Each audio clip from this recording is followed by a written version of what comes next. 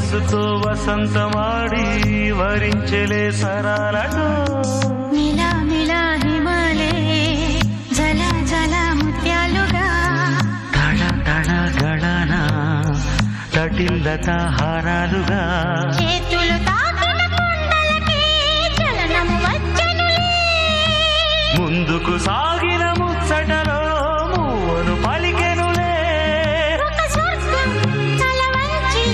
ఇలా చేరే క్షణాలలో అందాలలో అహో మహోదయం భూలోకమే